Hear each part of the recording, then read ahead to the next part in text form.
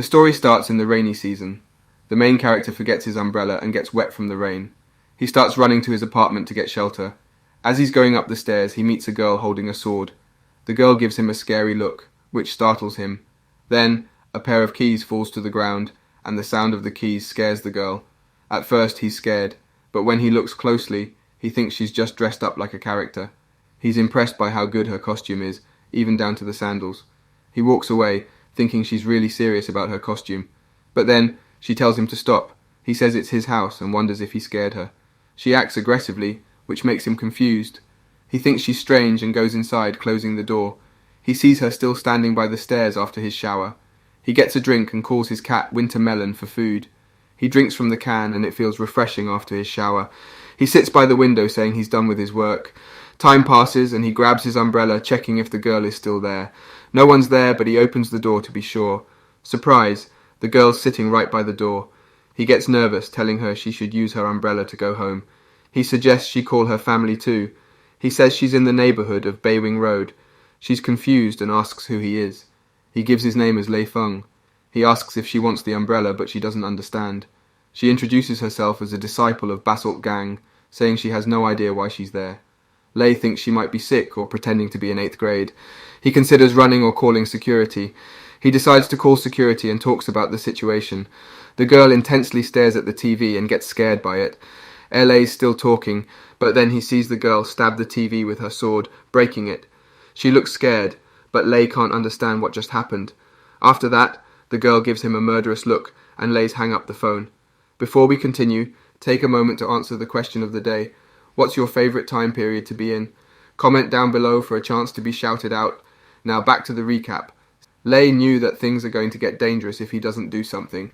The girl then asked about the people in the box and who was he talking to. Lei wondered if she is from Wukiao Acrobatic Troupe and if she can't even afford to pay for the TV. He tells her to put down her sword and says that he is a good person while she was pulling her sword from the TV. He noticed that it was a real sword. He asked her name and where she came from. She replied that her name is Jonghee and she is a disciple of Salt Gang. He asked where the Salt Gang is, and she gets surprised that he doesn't know about it. He replied he hasn't heard of the Salt Gang and looked at her drenched body. Lei says that he is a good person and she can ask him any question. Jiang said that she wanted to go home back to the Salt Gang. He asks if she knows a certain city, but she was clueless. He then wondered if she is an ancient person and asked who the Emperor is. She was clueless and says that Her Majesty is just Her Majesty. Lei gets angry and asked what year it was. Jiang then confirmed if it wasn't the 16th year of Kaiyan. Lei gets shocked because it didn't seem that she is joking and tells her to give him a second. He then searches the internet and asked if the Emperor's name was Tang Xuanzong, but she had no clue. He then continues to ask her about several names, but the names of famous Chinese emperors rang a bell, and she asked if he knew him.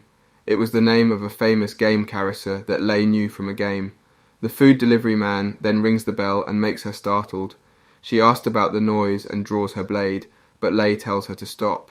He says that someone brought goods for him, and they are not a bad guy. She asked if it is a servant, to which he replied that it is a food delivery man. Lei then brings the food to her, and asks if she wanted to eat it together. She replies that there was no need but thanks him. Lei gets sweaty and feels a bit nervous. He asks her what she meant by that, and she answers that she saw everyone's short hair and wondered if they were exiled. Lei's curious, so he asks if she saw anyone. She explains she stayed hidden in the dark and looked around. Lei's relieved nothing bad happened, and he's about to eat his burger when Jiang suddenly leans in and reminds him that he didn't answer her question yet. Lei quickly responds that their short hair is because of the local custom. He offers her some food, and she looks at it for a moment but shakes her head, saying she doesn't want it. He then offers her a drink, mentioning he already opened the can. She gets angry, thinking he's looking down on her, and demands to know what the food is. Lei insists he's not looking down on her, and explains that it's a hamburger. Unfortunately, the can of Coke on the table falls and spills, and Jiang, seeing the colour of the liquid, thinks it might be poisonous. Lei tries to calm her down, assuring her it's not poisonous, but she draws her sword and pins him down. She stares at him fiercely, and Lei, not wanting to be hurt, grabs the can and drinks the Coke to prove it's safe. He tells her to put her sword away, and explains he's a good person. Then he points to his cat, mentioning that she's scaring his cat named Winter Melon. Lei looks at Jiang, thinking about how to handle the situation. He considers 3 options: leaving her on the streets to starve, handing her over to the police, or observing her because she might know some ancient secret techniques. He's excited about the possibility of learning something unique from her. After his thoughts, he insists once again that she should try the burger.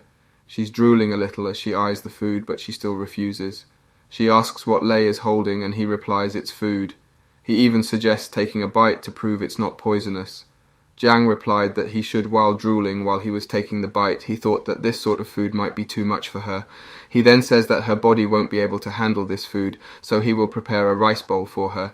He then tells her to sit, as seeing her standing with a sword makes him scared. Jiang then touches the sofa and tries to sit cautiously. At that time, Jiang was thinking that although she was unfamiliar with everything, she knows that he was trying to help her by offering the umbrella. The room seemed weird, and the stuff he was eating made him look like a weird person to her, so she wants to be careful. She then asked about Liu Bei, as Lei mentioned his name before. He tells her to put her sword away, and said that she might get shocked to hear it. She says that she wants to go home no matter where that place is. He looks at her with a sad face and said that she might not be able to return as it is really far away. She asked how far it is. Lei replies that it is 1,200 years far. Jiang asked what did he mean.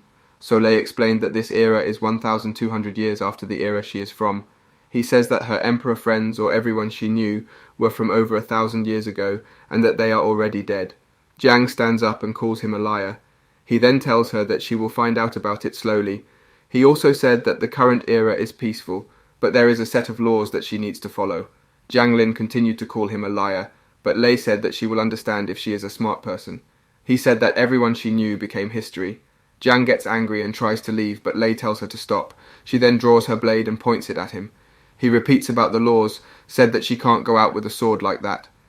Jiang's curiosity bubbled as she asked Lei why he was helping her. He replied calmly that he had taken in Winter Melon when the cat was outside. She raised an eyebrow, wondering who this Winter Melon was.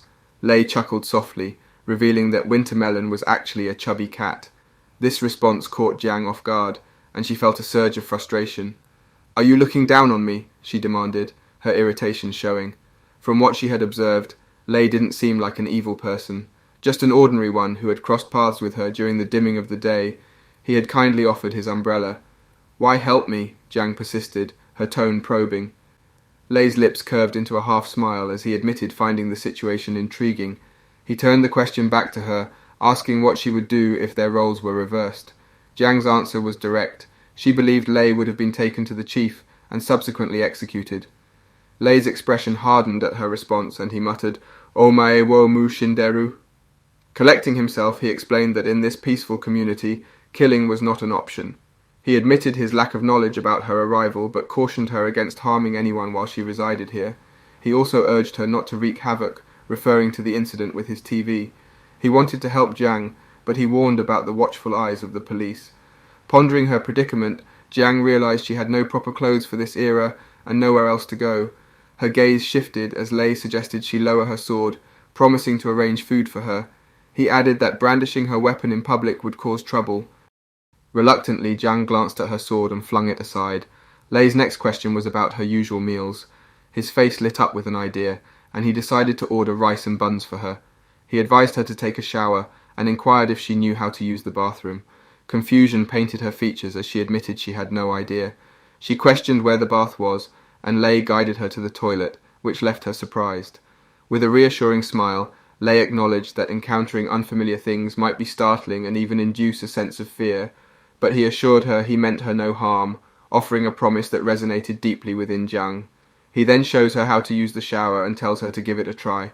While taking pictures from her back, he shows her shampoo and teaches her about the functions of the toilet. While she was using the bath, Lei was waiting in the living room. He opens his wardrobe, hoping to find something she could wear. He accidentally opens the bathroom door to give her clothes, but then he realizes he forgot to teach her about locking the door. He gives her a t-shirt and says he'll buy her some dresses tomorrow. He tells her to come over and says he'll teach her how to lock the door. After he comes out, he's scared, thinking he might have come at the wrong time and could have been in trouble. After that, he sits on the sofa. Meanwhile, Jiang is enjoying her bath. She tries to lick the soap but spits it out.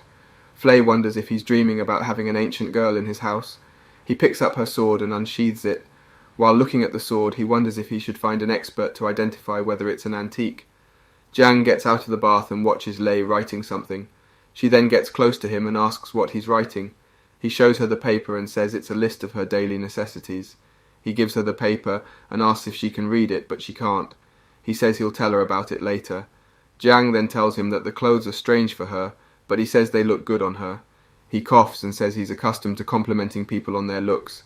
She glares at him and tells him not to say something flirtatious. He notices she's still wearing her straw shoes, so he tells her to put them away and get slippers from the rack. Suddenly there's a knock on the door, and the takeout man arrives with a bag of food. What will happen next? Find out next time by staying tuned for our future recaps. Don't forget to like and subscribe for more great recaps.